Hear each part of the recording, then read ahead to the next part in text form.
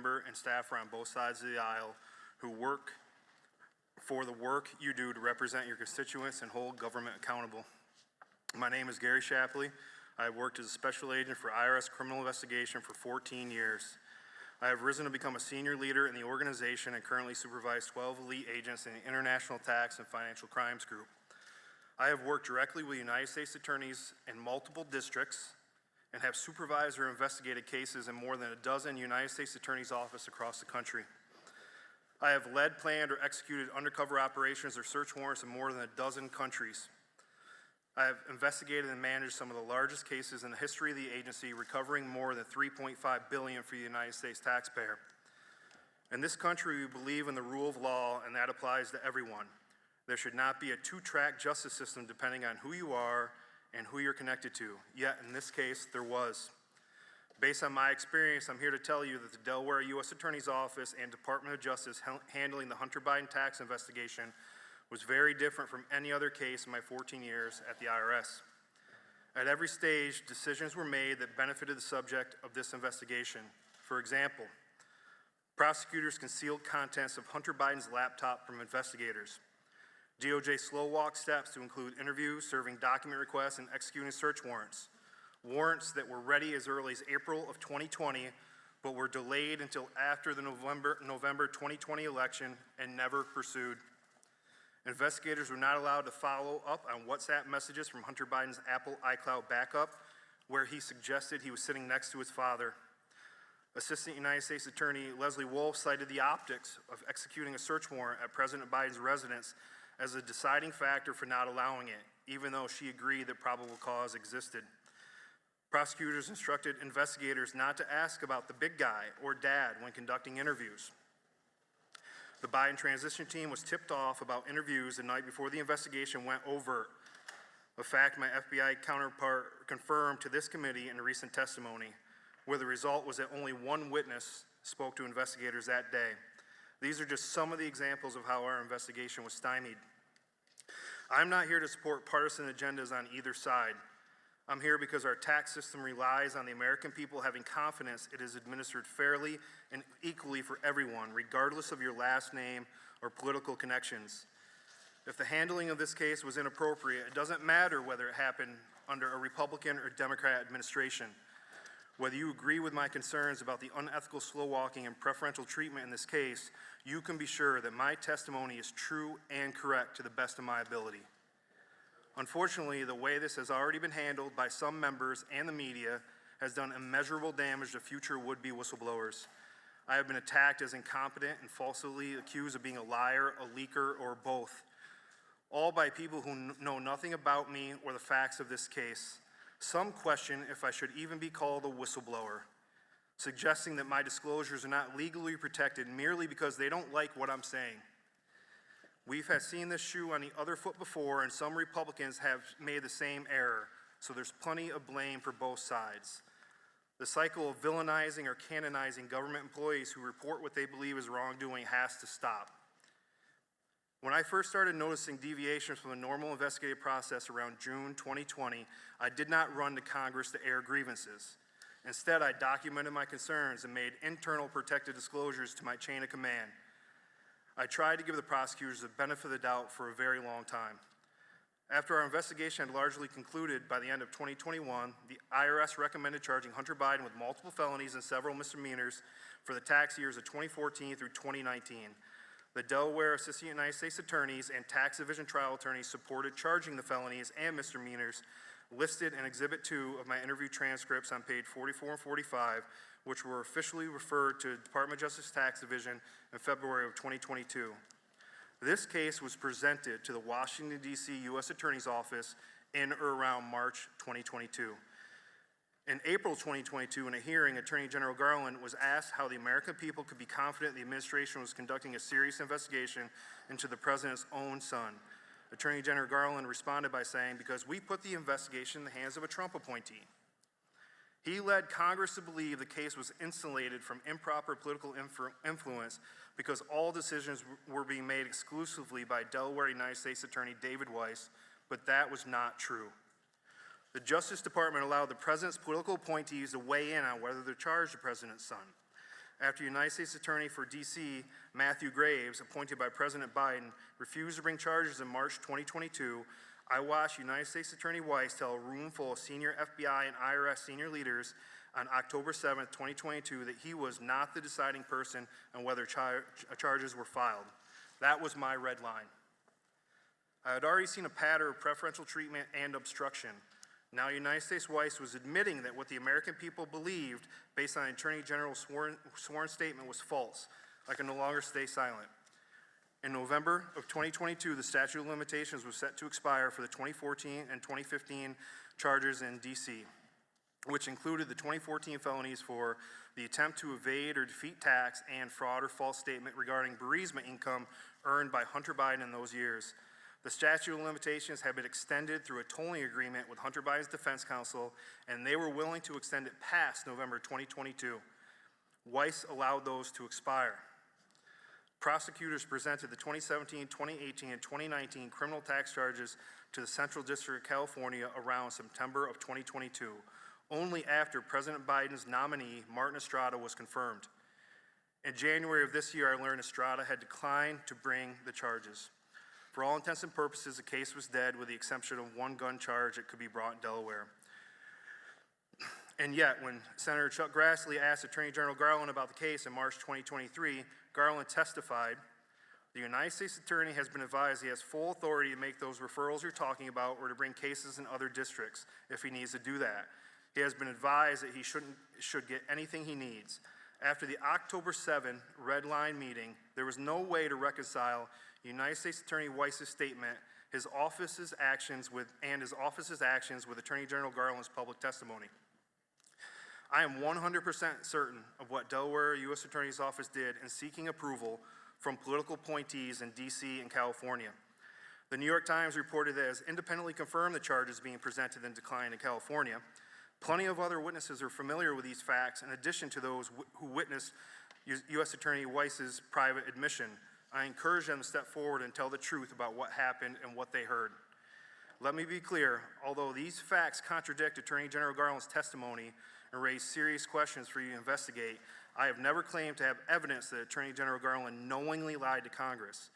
Whether Attorney General Garland knew his testimony was false is for you and the Inspector Generals to determine, not me.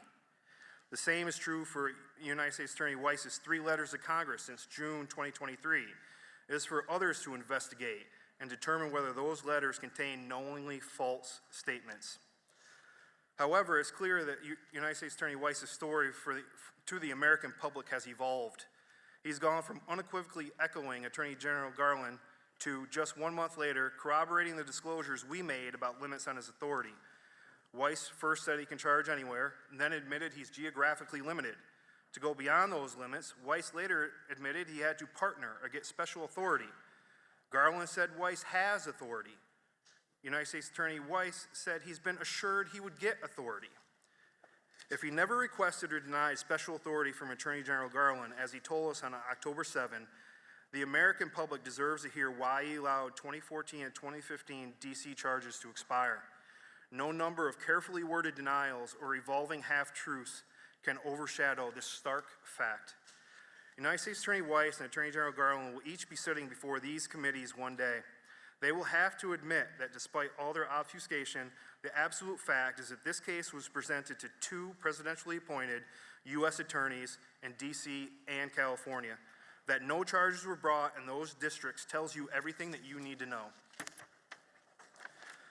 I don't claim to be privy to United States Attorney Weiss or Attorney General Garland's communications, but United States Attorney Weiss told us that he was not the deciding person, that he had requested and was denied special authority after D.C. declined charges, and that if California declines, he will have to request special authorities again. I understood the gravity of those admissions.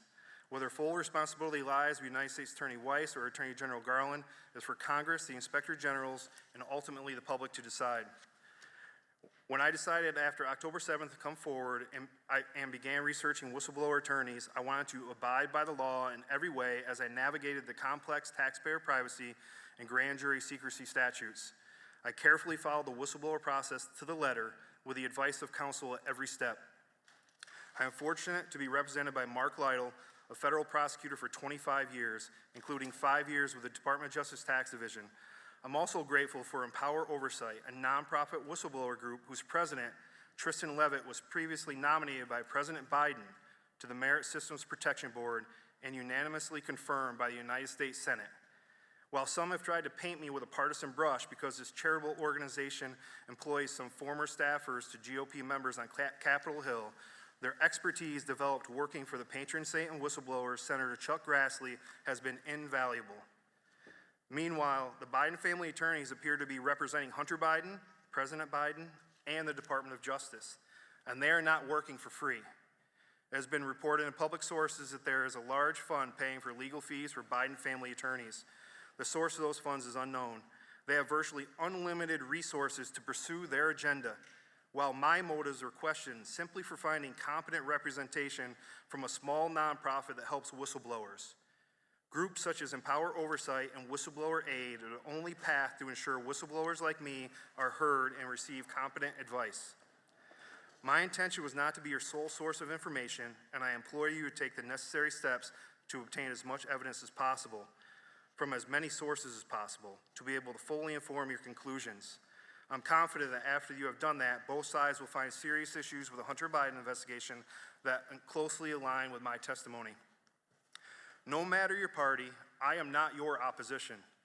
I am here with information for you to examine, investigate, and determine whether more action is warranted on your part. I am on your team, whether we agree on every politically sensitive issue or not. There is no benefit for me blowing the whistle on this case, absolutely none. I have no book deal, and the only money that goes into my bank account every 2 weeks is from my employment for the federal government. I am still a supervisor leading a group of 12 fantastic agents working complex international investigations.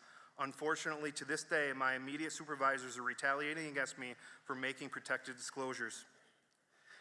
Even last fall, Biden family attorneys attacked investigators in the pages of the Washington Post and threatened the prosecutors with career suicide if they brought charges against the president's son. Then one of the Biden family attorneys sends to the press a 10-page error-filled letter.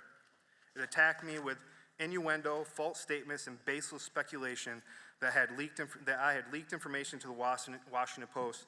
These statements by Biden family attorneys are false.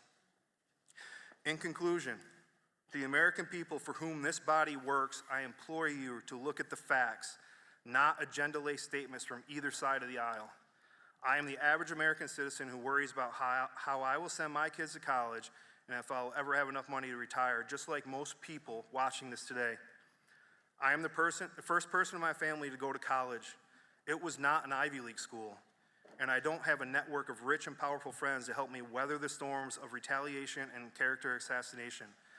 I am putting myself at risk for the American people who support me and for those who do not.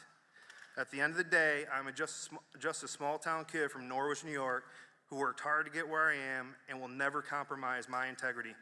I will never forget who I am, where I come from, or all the people in my life who have made me who I am today. Thank you all for your time. Thank you, Chairman Comer, Chairman Smith, Chairman Jordan, Ranking Member Raskin, and members of the committee. Today, I sit here before you not as a hero or a victim, but as a whistleblower compelled to disclose the truth. That said, in coming forward, I believe I'm risking my career, my reputation, and my casework outside of the investigation we are here to discuss. I ultimately made the decision to come forward after what I believe were multiple attempts at blowing the whistle at the Internal Revenue Service. No one should be above the law, regardless of your political affiliation. I humbly view my role here today as providing the facts as I best understood them, and to let Congress and the administration and the public consider those facts and determine the best path forward. I recognize why I was present at the start of this investigation and was closely involved with the investigation for roughly 5 years. I'm just a part of the story. Others, including my colleague and Supervisor Gary Shapley, who is here with me today, have their own views and understandings of what took place during this investigation. I've been an agent with the IRS since 2010. In 2007, I received my undergraduate degree from Ohio University, my MBA from John Carroll University. Prior to starting my career at the IRS, I worked at Ernst & Young as an external auditor. Throughout my career with the IRS, I have worked a variety of successful criminal tax and money laundering investigations. In 2018, I transitioned to being a part of the International Tax and Financial Crimes Group out of the Washington, D.C. field office. I was the lead IRS case agent on the Hunter Biden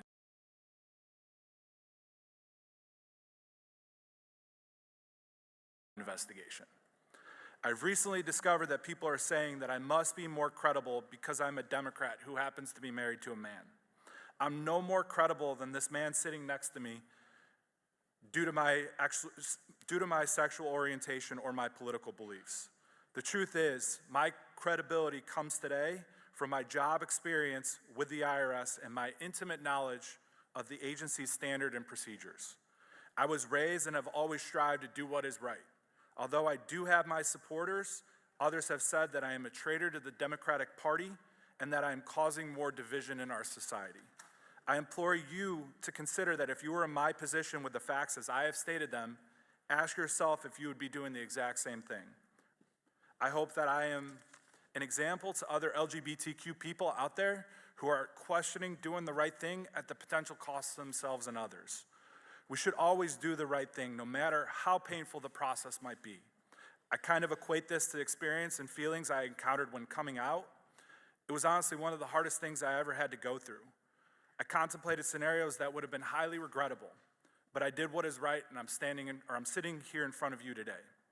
I would first like to take a minute to thank some people for their unfettered help and support. First off, God, for giving me the strength and courage to get through this process.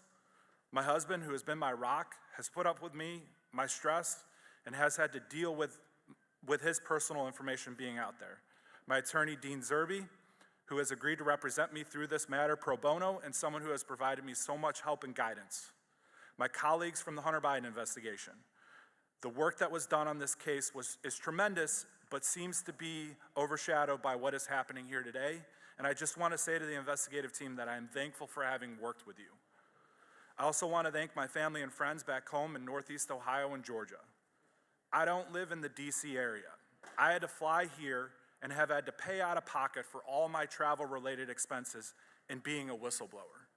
On that note, I would like to make another statement that I have not accepted a single payment from anyone for being a whistleblower. First, Mr. Chairman, while I have my written statement as well as my testimony before the Ways and Means Committee, I would like to touch on briefly 7 specific matters. First, in a recent letter to Congress, Mr. Weiss stated that he had been granted ultimate authority over this matter, but then later stated in the same letter that his charging authority is geographically limited and that he would need a President Biden-appointed U.S. attorney to partner with him in charging the case.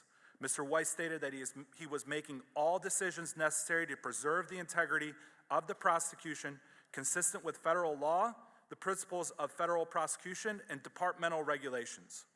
In the Criminal Tax Manual, Chapter 10, found on the DOJ website, Tax Division policy states that cases involving individuals who fail to file tax returns or pay a tax, but who also commit acts of evasion or obstruction should be charged as felonies to avoid inequitable treatment.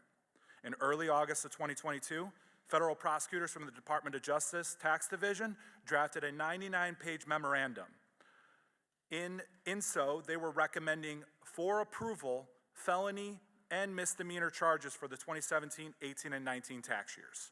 That did not happen here, and I am not sure why. And as the special agent on this case, I thought the felony charges were well supported. When considering the elements of felony tax case, under the criminal code, there are 2 key considerations: willfulness and tax due and owing. In the criminal context, willfulness is defined as voluntary, intentional violation of a known legal duty. The tax loss is the monetary loss to the government. In early 2020, Hunter Biden's unfiled and delinquent tax returns were being prepared, which included his 2018 tax return. During the 2020 time period, by Hunter Biden's own account, he was sober, newly married, and writing his memoir. Hunter Biden's accountants requested that he sign a representation letter stating that all the deductions were for business purposes and were being reported appropriately. Statements Hunter Biden made in his book completely contradicted what he was deducting as business deductions on his 2018 return. While writing his memoir, Hunter stated, "I holed up inside the chateau for the first 6 weeks and learned how to cook crack."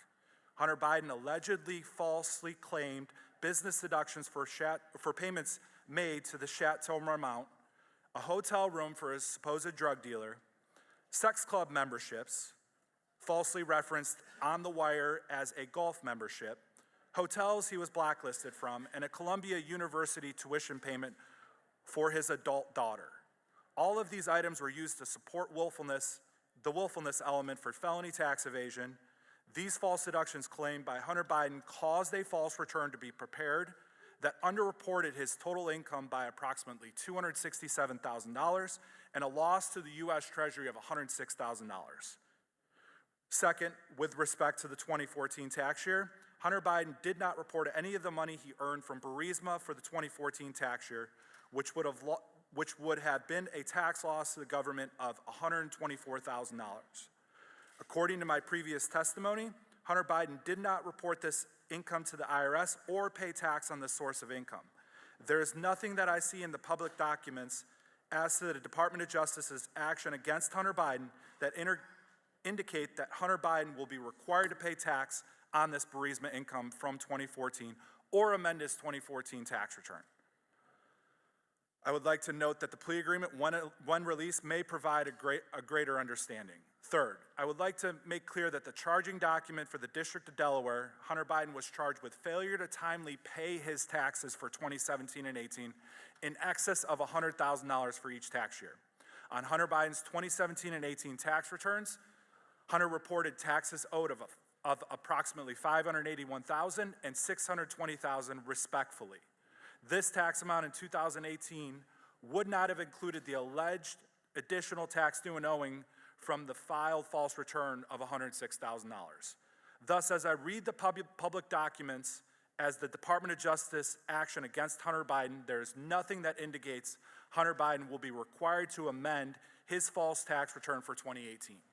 A false tax return that includes improper deductions for prostitutes, sex clubs, and his adult children's tuition. Again, perhaps when the plea agreement is released, it may provide us with a greater understanding. Fourth, the decision to bring felony counts against Hunter Biden was agreed to by both prosecutors and investigators. In the fall of 2021, I met with prosecutors assigned to the case, and we all agreed and decided which charges we are going to recommend in the prosecution report, which included felony counts related to 2014 and 18. In March of 2022, the prosecutors requested discovery from the investigative team and presented the case to the DC U.S. Attorney's Office. In later meetings in early August of 2022, the assigned prosecutors, all 4 attorneys, agreed to recommend felony and misdemeanor charges for the 2017, 18, and 19 tax years, insofar as the Department of Justice Tax Division attorney sent an email about the process of bringing charges to include felony and misdemeanor tax charges in 2 separate districts, Delaware and Los Angeles. Less than a month later, Gary Shapley and I met with Mr. Weiss. He stated that he agreed with us regarding the 2014 and 2015 tax year misdemeanor and felony charges, but that this could somehow affect the later year misdemeanor and felony charges that he conveyed were stronger. Despite these facts, the plea deal that is being discussed occurred. To this day, I do not have a reason why that occurred. From my perspective, this might not have been problematic had the investigation been handled in the ordinary course.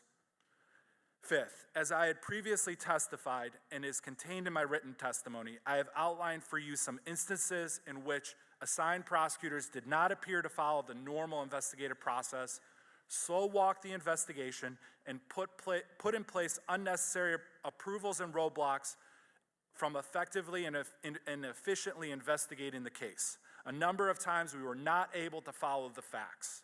I am happy to respond to questions concerning these instances. Sixth, I will also note that while the impression has been conveyed by the U.S. Attorney in Delaware that he has similar powers to that of a special counsel in this case, free rein to do as needed, that was not the case. It appeared to me, based on what I experienced, that the U.S. Attorney in Delaware in our investigation was constantly hamstrung, limited, and marginalized by DOJ officials as well as other U.S. attorneys. I still think that a special counsel is necessary for this investigation to further handle ancillary investigations that are spun off and relate to Hunter Biden, but may not have venue in Delaware. Lastly, I would like to conclude again by encouraging Congress and the administration to consider establishing an official channel for federal investigators to pull the emergency cord and raise the issue of the appointment of a special counsel for consideration by senior officials. I do not want my colleagues at the IRS, FBI, and other federal law enforcement agencies to go through my frustrating journey and that of our team. I believe such a path will strengthen the public's confidence in their institutions and their fair and equal treatment of all Americans under the law. Thank you, and I look forward to the questions. Thank you very